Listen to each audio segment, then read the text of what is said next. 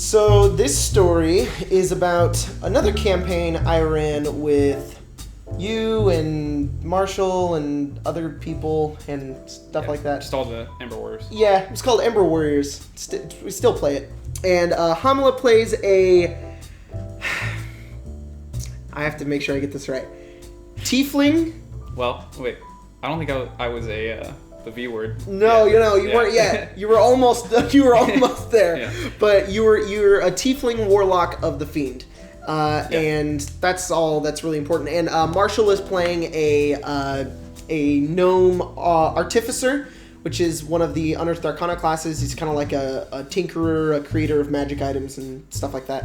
And Spencer's playing a half-drow rogue, and Angela is playing a elf monk. Yeah, elf monk named Cassia. So Spencer was Lander, you're Abadir, and Marshall is Solomon. So you guys had come. You had left your base because you were on a treasure hunt for a vault, and you were the way these guys play is very much just like they're not in any kind of good alignment. They're just more like, let's go kill things, get money, and then come back and spend the money to build a castle. Mm-hmm. Very rarely a plan. Usually. Yeah, it's just like... oh, what do we need to kill? Let's go do it. So, you were following this treasure hunt. It led you to a city called Lyclenzia. And they had come here and they had met some NPCs and stuff like that. And there was this conspiracy going on beneath the city, and they were trying to figure it out. They were doing all these things.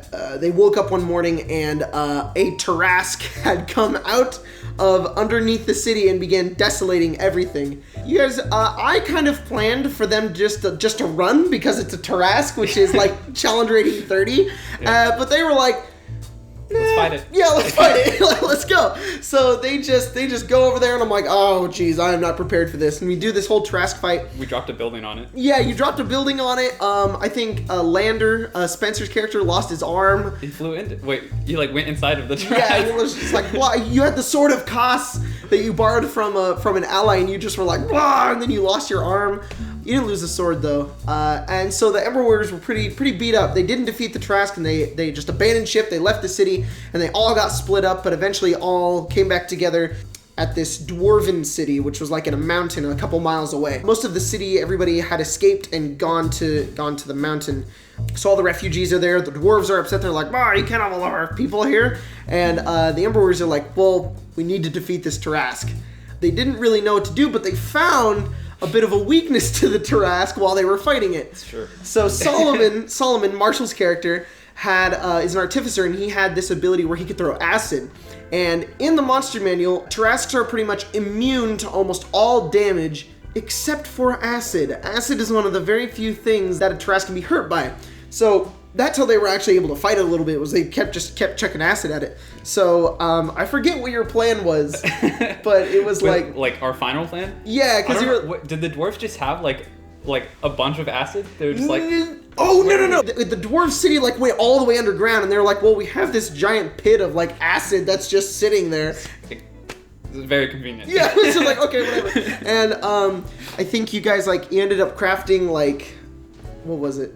There was yeah, we had catapults and that just launched vials of acid to smash on the Tarrasque. You also had arrows that were tipped with acid, I think. Yeah, but they were tipped to where if you hit it, it broke because otherwise it would reflect the arrow back. Yeah, that's right, because all ranged attacks against the Tarrasque would just bounce off, but they had created a glass bauble at the end filled with acid, so once they hit it, just exploded. So they're at the front of this dwarven city, and they've set up all these catapults, all these ballistas, and they're like, all right, so we're ready for the Tarrasque. And what did you do? I was the one that had to lead the Tarrasque back. Oh, yeah. So you had a... Oh, I had the cloak of the bat at that time, so I was holding my cloak, and I flew over to Lyclenzia.